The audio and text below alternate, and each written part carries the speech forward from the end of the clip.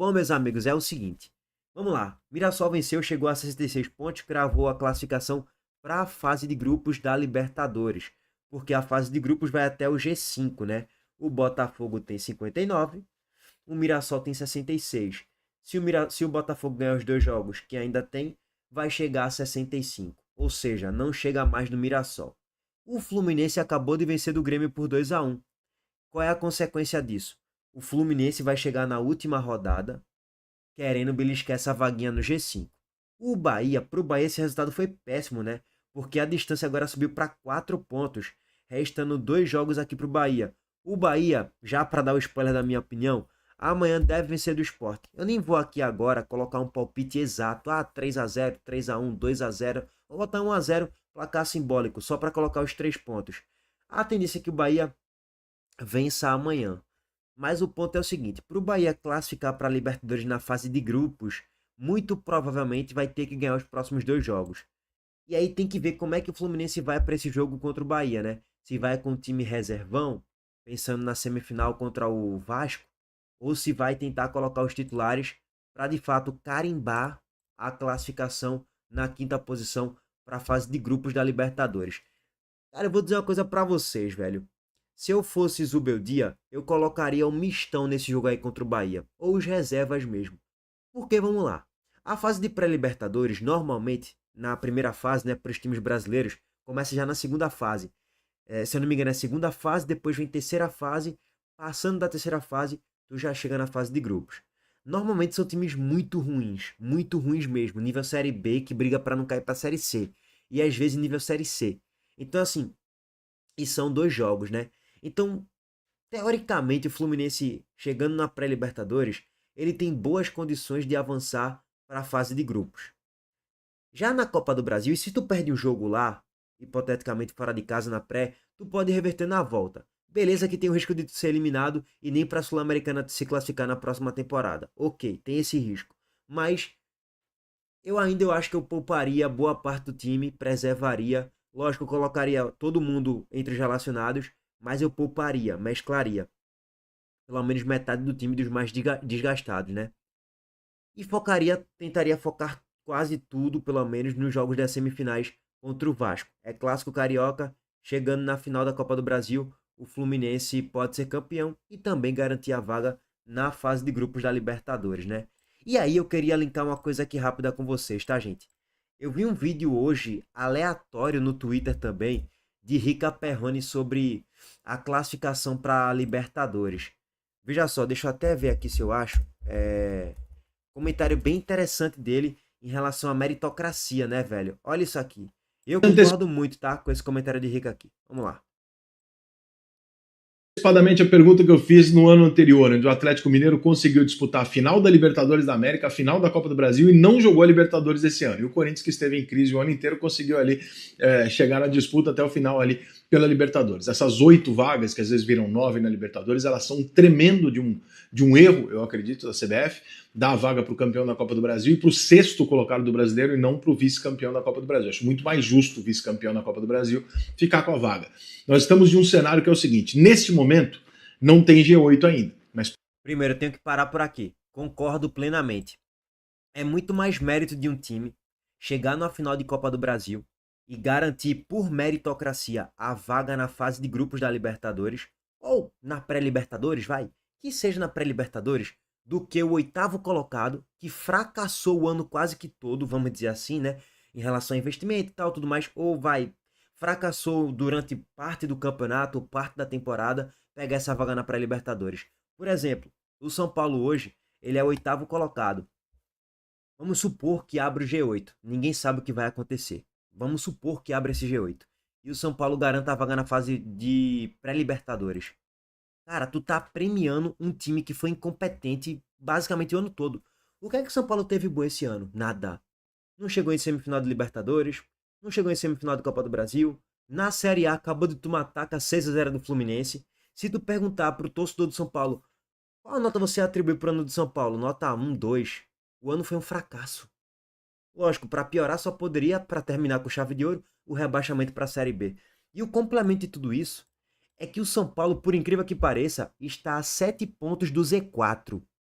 Pois bem, o São Paulo está mais próximo do Z4 do que do sétimo colocado. Surreal, né? Veja que maluquice da porra, velho. Hoje o São Paulo, ele tá mais próximo de ser rebaixado para a Série B do que de conseguir a vaga no G7, matematicamente falando.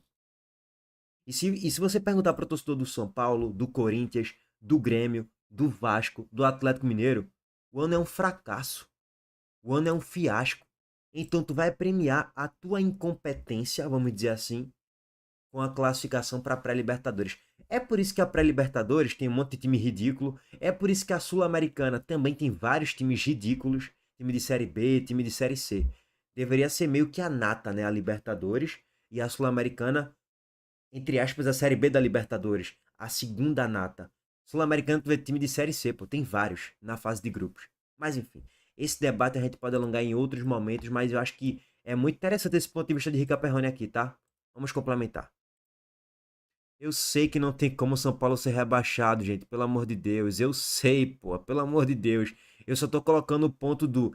É mais fácil ele ser rebaixado no cenário hipotético que o campeonato tivesse 300 jogos do que ele ir pro G7. Eu sei, sim, que mesmo se ele perder tudo e todo mundo ganhar tudo, ele não entra na zona. Só tô colocando na distância da pontuação, tá?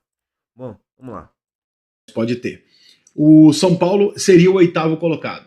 Vamos supor que Vasco e Corinthians façam a final da Copa do Brasil. O time que perder a final da Copa do Brasil merece menos a vaga do que o São Paulo?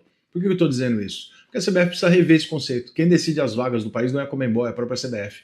Ela já cometeu esse erro ano passado, mas estava escrito, estava combinado, os clubes não falaram nada, então o Atlético não pode reclamar, embora quando você olha o resultado final, você fala, pô, um pouco injusto. Por que não mudar esse critério em CBF? Por que não 4 vagas diretas no Brasileiro, a quinta se aparecer, a sexta se aparecer, mas garante 2 na Copa do Brasil? Ou eventualmente se aparecer a 7ª ou 8ª vaga, você garante ao melhor colocado brasileiro na Libertadores que não tenha sido campeão, por exemplo, né? E aí você começa a dar um pouco mais de justiça para os times que fazem alguma coisa relevante na temporada e não para quem faz um campeonato medíocre o ano inteiro no Campeonato Brasileiro e consegue chegar em 9º colocado, 8º colocado e vai disputar a competição máxima do futebol brasileiro. Você de alguma maneira desqualifica a Copa do Brasil. O vice-campeão da Copa do Brasil é indiscutivelmente, na minha opinião, muito mais competente e merecedor de estar na Libertadores do que o 6º colocado do Campeonato Brasileiro, que dirá o 8º. Tempo, qualidade e segurança fazem toda a diferença na estrada do sucesso. E a Montenegro Cargas é especialista em entregas rápidas, seguras e com excelência de ponta a ponta. Do ponto de partida ao destino final, sua carga estará em boas mãos. Por quê? Tempo é compromisso com a Montenegro Cargas, qualidade é padrão FIFA e segurança é prioridade.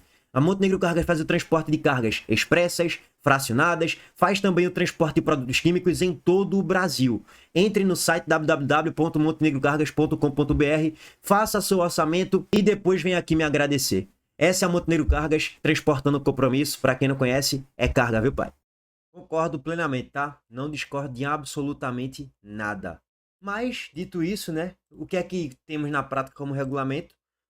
O G6 garante vaga na pré-Libertadores. Como o campeão da Libertadores ficou no G4, abre mais uma vaga e acabou virando G7. Assim como o G4 acabou virando G5. Então tem que ver como é que o Fluminense vai chegar aqui nesse jogo contra o Bahia no Maracanã. Se o Fluminense for com os titulares, o Bahia vai ganhar o jogo. O Fluminense está embalado. São 8 jogos no Maracanã, com o Zubeldia como mando de campo do Fluminense, 8 vitórias. O Fluminense acabou de vencer 2-1 do Grêmio, jogando bem, podendo fazer até o 3-1. Tava mais próximo do 3-1 do que de tomar um empate. Então, Fluminense é favorito. Vou botar aqui até um empate pro Bahia. A tendência é que o Bahia fique de fora num primeiro momento da fase de grupos. Caia para pré-Libertadores e aí, se for passando de fase, pode chegar na fase de grupos, tá? E olha que tem o Botafogo, que a gente nem simulou nada aqui também, né?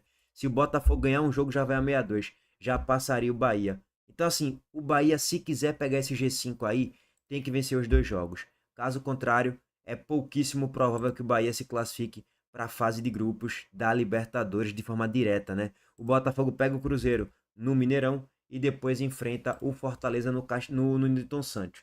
E a tendência é que o Botafogo some lá de 3 a 4 pontos, chega ali a 62, 63 talvez. Teoricamente, se o Bahia vencer os 2 jogos, ficaria na frente do Botafogo pelo critério do número de vitórias, tá? Enfim, aguardar. Tá embolado isso aqui ainda. Tá indefinido. Mas o Fluminense é favorito para pegar a vaga porque venceu fora de casa do Grêmio e pega o Bahia no Maracanã. Bom, dito isso, consequências, né? Vamos para as consequências. Independente do que aconteça amanhã no jogo entre Botafogo e Cruzeiro, o Botafogo vai chegar no último jogo com a faca nos dentes para vencer do Fortaleza, para tentar beliscar essa vaguinha na fase de grupos da Libertadores. Até porque o Botafogo não tá jogando Copa do Brasil, Libertadores, Sul-Americana, isso aí já acabou. Não tem mais nada pro Botafogo disputar. Então, isso aumenta ainda mais a pressão do Botafogo de ter que vencer o jogo contra o Fortaleza. Isso é ruim pro Fortaleza. O ideal é que o Botafogo ou tivesse morto nessa briga, ou já tivesse garantido. Nenhuma coisa nem outra. Ele vai ter que chegar na última rodada precisando vencer jogo. Então, isso diminui a probabilidade do Fortaleza vencer a partida. Agora, lógico, né? Vamos aguardar. Futebol a gente sabe que é uma caixinha de surpresas. E aí, além desse resultado já de confirmado da vitória do Fluminense contra o Grêmio, né? O Vasco ainda tem a chance matemática de cair, viu? Se tudo der errado, vamos botar aqui só um cenário absolutamente maluco. Eu não tô falando que isso vai acontecer não, viu? Inter 2-1 no São Paulo. Vou botar aqui o Santos ganhando do Juventude. Eu vou botar aqui o Fortaleza ganhando do Corinthians. Esse cenário aqui, o Vasco estaria restando uma rodada a 2 pontos da zona do rebaixamento. Rapaz, Vasco, abre o olho Vasco, viu? Abre o olho Vasco.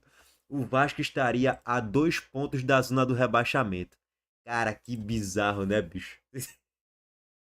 O Vasco ele consegue se complicar, bicho. É inacreditável, porra. Tomou 2-0 hoje, dois coquinhos do Mirassol lá em pleno São Januário, velho. Mas assim, é um cenário muito maluco, né? Eu não vou. Esse cenário aqui ainda é possível. Eu não vou colocar aqui que o Ceará vai ganhar do Flamengo, não, tá? Vou botar 1-0 Flamengo na rodada. O Vitória joga contra o Bragantino. Eu vou botar 1-1 nesse jogo. Eu não tô falando que esse é meu palpite, não, tá, gente? Só tô simulando aqui um cenário maluco pro Vasco cair pra Série B. É alguma loucura o Bragantino empatar com o Vitória? Não. É alguma loucura o Fortaleza ganhar do Corinthians? Não. É alguma loucura o Inter ganhar do São Paulo? O Inter de Abel Ferreira, Abel Braga, que já chegou naquela declaração bizarra dele, né? Da camisa rosa e tal. Detalhe que na foto dele de publicação no BID, ele tá com a camisa rosa. Surreal demais. E é a camisa que ele mais veste. É inacreditável. É alguma loucura o Inter ganhar do São Paulo? Eu não acho que é nenhuma loucura. São Paulo aí em frangalhos também, com 500 desfalques. Eu não acho que é nenhuma loucura. É alguma loucura o Santos ganhar de Juventude? Eu não acho que é nenhuma loucura. A rodada 37 pode terminar desse jeitinho aí. O Vitória na 18ª colocação, Fortaleza 17ª, Ceará 16ª posição.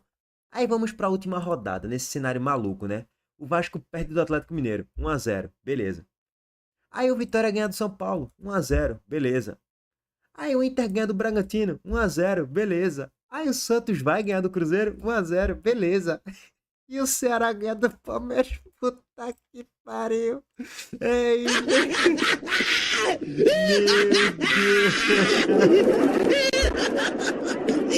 meu Deus do céu, bicho. Tipo assim, o que eu acabei de projetar, na minha opinião, tá? Não é nenhuma loucura.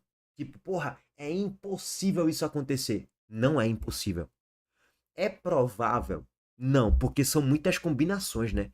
O Inter teria que vencer 2 jogos, o Ceará teria que vencer um dos dois que tem, o Vitória tem que ganhar um e empatar o outro. Então, é uma combinação de muita coisa acontecendo pro Vasco cair pra Série B. Mas assim, gente, ei, sem resenha nenhuma, não é impossível. Sem resenha nenhuma, sem resenha nenhuma, não é impossível. Porque assim, tem uma galera que pede aqui pra fazer simulações malucas, né? Que não faz sentido nenhum. Porra, eu não vou fazer uma simulação de um time ganhando tudo, restando 5 jogos. Só se os confrontos de fato você fala, porra, dá pra ganhar os 5, beleza. Mas caso contrário, eu não vou fazer esse tipo de simulação, porque não faz sentido. Pode acontecer, pode é futebol, mas é muito improvável. Já para esse caso do Vasco aqui, não é muito improvável, não.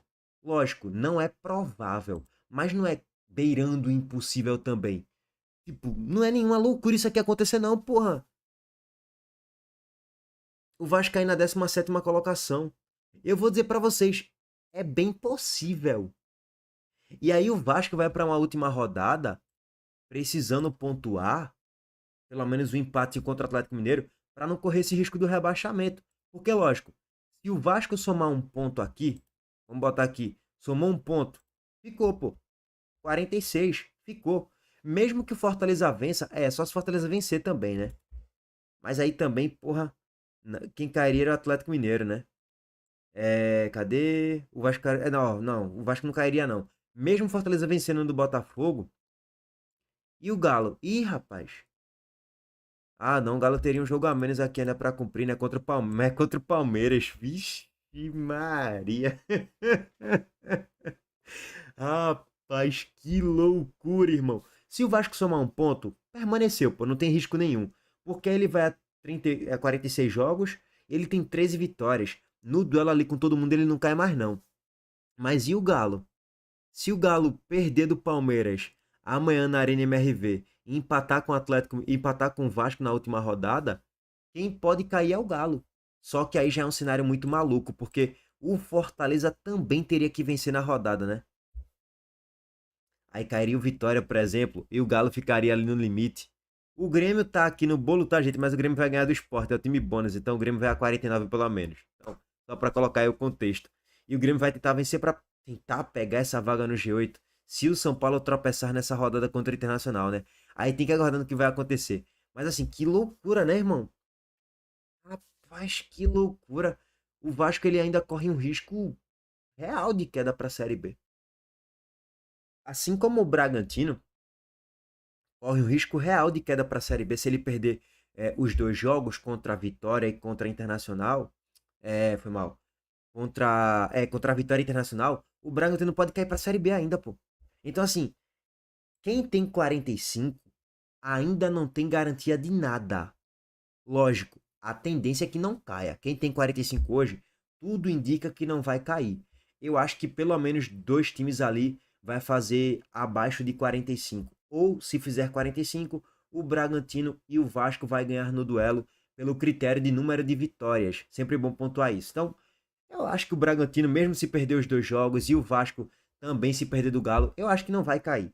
Mas tem uma combinação ali que não é impossível, que pode rebaixar Vasco e Bragantino, viu? Ou melhor, Vasco ou Bragantino, né? Que loucura, viu, irmão?